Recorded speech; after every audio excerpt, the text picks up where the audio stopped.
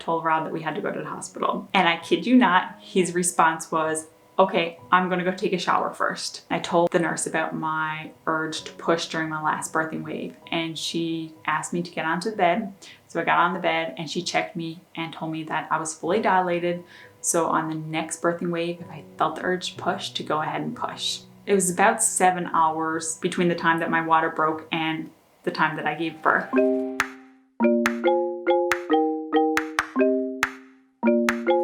Hey there, welcome back to Newfound Dreamer. My name is Melissa and today I'm going to share with you my positive birth story. If you're new here, please consider subscribing and don't forget to hit the notification bell so that you do not miss out on any future uploads. I think it's important to mention that I prepared for a natural unmedicated birth. I signed up for a 10-week yoga series with a local yoga instructor who's also a birth doula.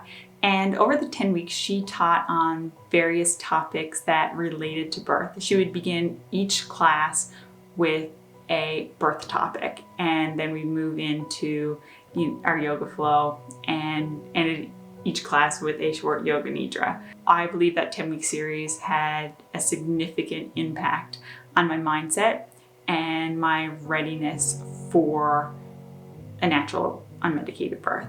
I also did the Hypnobabies online course. I did not finish that course. I had about 2 weeks left of it.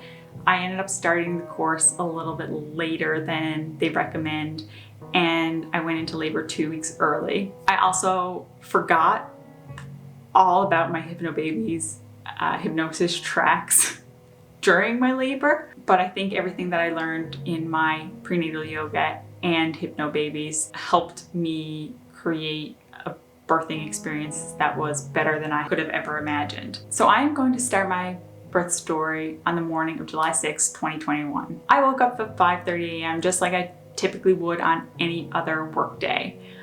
I completed a prenatal yoga session and then I got ready for work like I did pretty much every other morning. The exception of this morning was that I had to bring my car to the dealership to get my sunroof repaired. My husband came with me in his vehicle and then brought me to work. And then I had a normal day at work, with the exception of I started to lose my mucus plug. And I did what I think most first-time moms would do. I Googled it. And basically what I found out was some women can go into labor within hours, some days, and some up to 2 weeks later. So I thought absolutely nothing of it and just continued on like any other day. At the end of my workday, my vehicle was still not ready to be picked up and was going to take an extra couple of days. So my husband picked me up from work, and it was a beautiful summer day.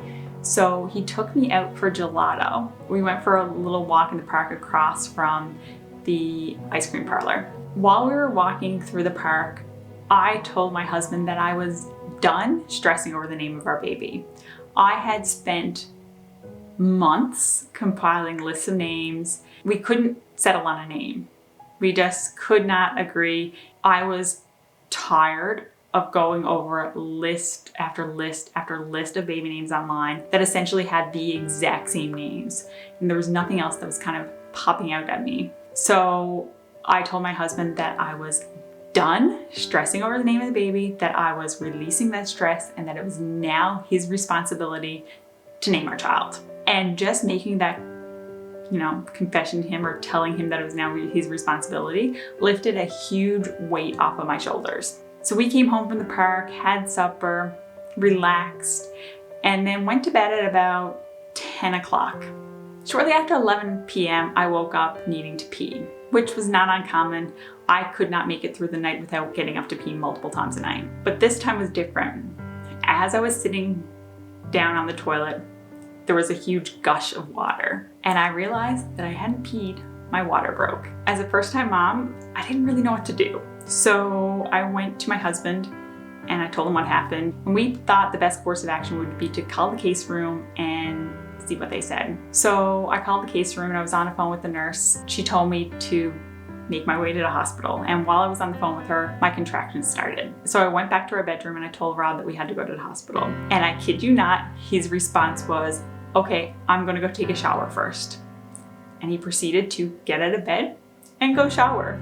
So while he was showering, I had a list of about 3 or 4 items that needed to get packed into my hospital bag at the time that I went into labor. So I put those items into my hospital bag, and then I waited for him to finish getting ready to take me to the hospital. So first I got checked out by a nurse who told me that my baby was in the perfect position, and then I was followed up with an OB resident who did some internal checks. So apparently me telling them my water broke wasn't enough to confirm that my water broke. They actually had to take a swab to make sure. They checked and I was dilated to 1 centimeter. When the OB came back to share that news with me that yes, in fact, my water did break, but it could be hours before anything actually started, she gave me 3 options. I could either kind of walk around the hospital, get checked in upstairs, or I could go home. We opted to go home. Was sent home with strict instructions that when my contractions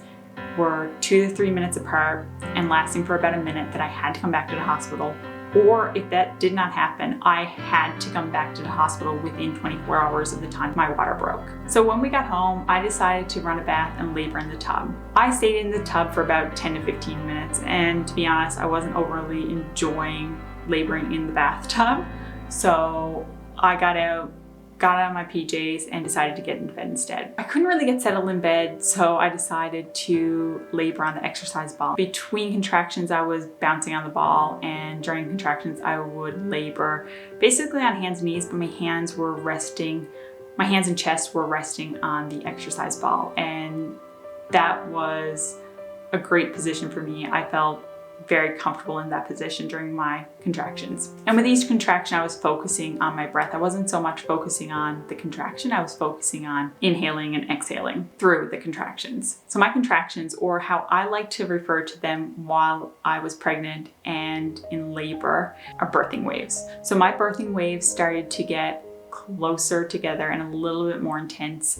And during this time, I found myself running back and forth to the bathroom. I threw up once and I had several bowel movements. I'm sorry if that's too much information, but it's the truth. It was as if my body was releasing everything in preparation for birth. So I continued to labor on my birthing ball, and at about 4 a.m., I told Rob that it was time to go back to the hospital. I had been tracking my birthing waves, and I was consistently about 3 minutes apart, lasting for approximately 60 seconds. And this time, Rob tells me, okay, but first I have to go take out the garbage because it's garbage day. So he goes around the house and collects all of our garbage and then brings our garbage out to the curb.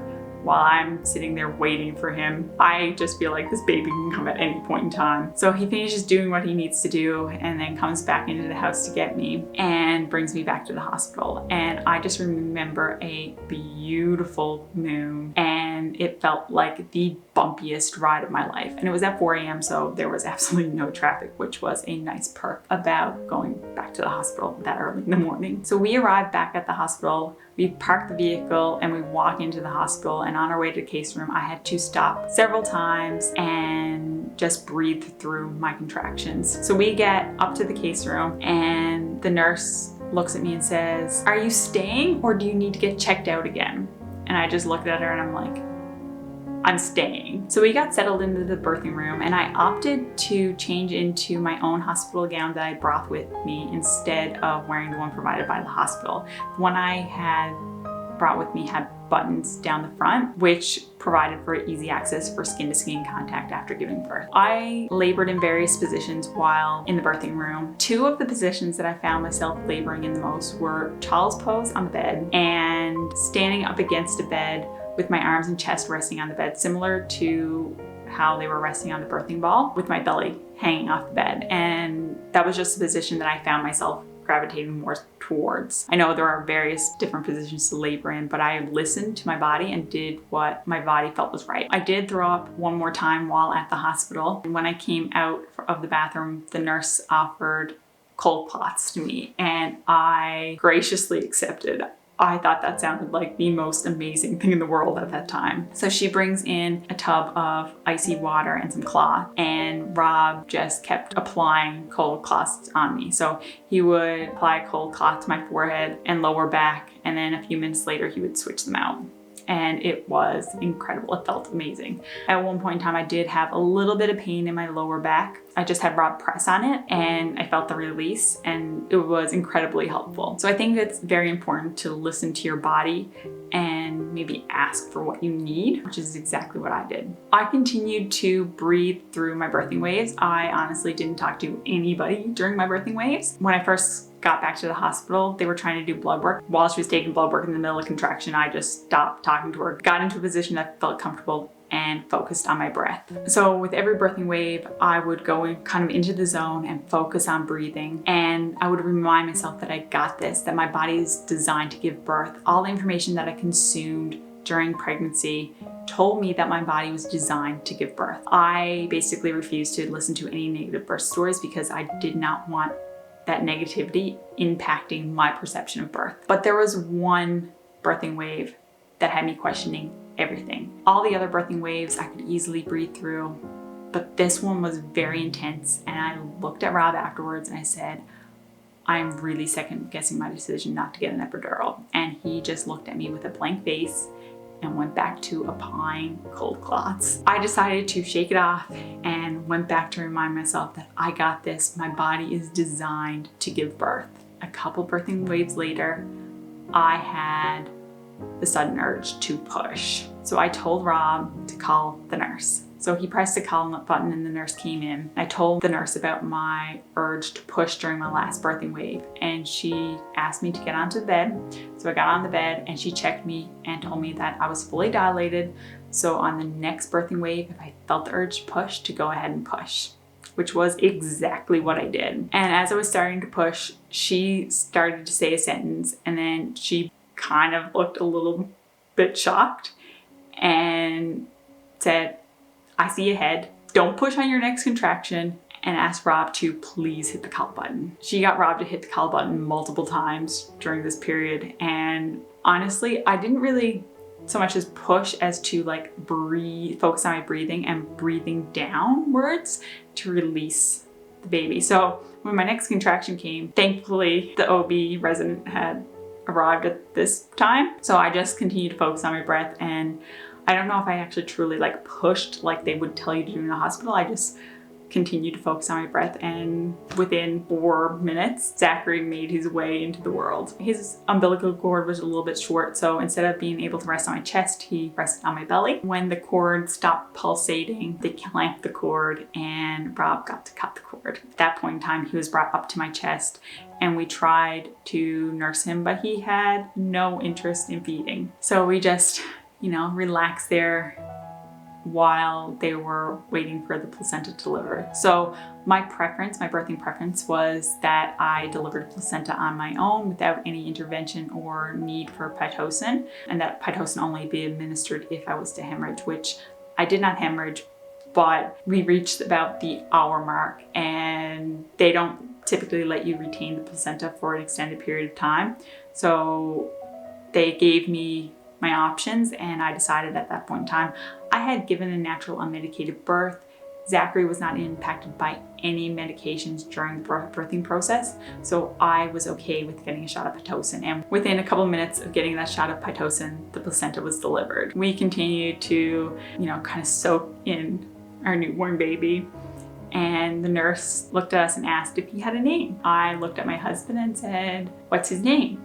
I knew the 2 names that he had in his mind that he's kind of going back and forth between, which kind of surprised the nurse that, I wasn't telling her what the name was, that I was asking my husband what his name was. And when he said Zachary, I just looked at him and I knew that that was his name. It just fit perfectly, and I cannot imagine him being named anything else. I absolutely love the name Zachary. It blows my mind because it wasn't even one that I had been considering that was on my list, but I love the name. Can't imagine him being named anything else. That wasn't the only thing that I did, I guess, that surprised the nurse. So while I was doing skin to skin with Zachary, she kind of removed my birthing gown and asked me if I wanted to keep it or throw it away.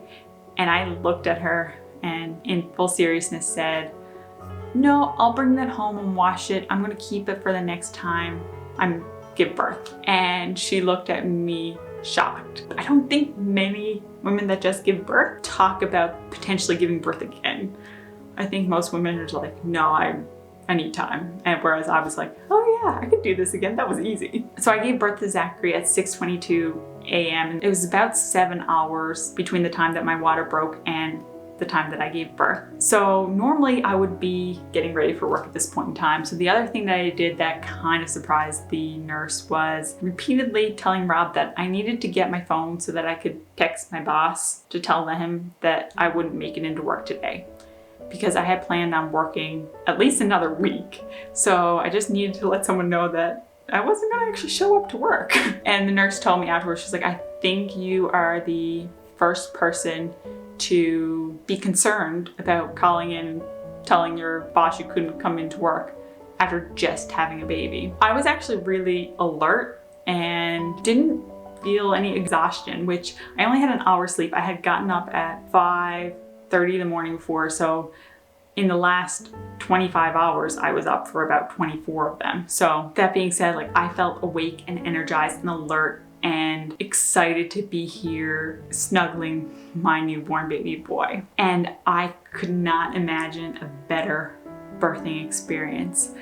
I think my birthing time was the perfect length of time that Zachary and I needed, that my body needed. I had done prenatal yoga and prepared my mind for the birthing process. And I had only consumed positive information, and every day I was practicing positioning for my baby to make sure that he was in the ideal positioning. And I think all of that combined created the incredible birthing time that I had. I think that's everything. I hope you enjoyed my positive birth story. If you have any questions about my birthing time, please let me know in the comments below. If you have any questions about what I did to prepare for labor and delivery, let me know in the comments below. I actually took the prenatal yoga teacher training course from the instructor that I did my prenatal yoga with. I was so moved and inspired by the 10-week prenatal yoga series that I did that I decided that I wanted to get certified so that I could incorporate some of those teachings and the prenatal yoga into my YouTube channel in the future. I can't make any promises as to when, but eventually you will get some prenatal yoga videos. And I'm really excited about that. And I'm actually starting the planning process of developing my yoga series. But I hope you enjoyed my positive birth story. Like I said, if you have any questions, please let me know in the comments below. Thank you so much for watching today's video. If you like this video, please give it a thumbs up and don't forget to subscribe and hit that notification bell so you do not miss out on any future uploads. I hope you have an amazing day. Bye.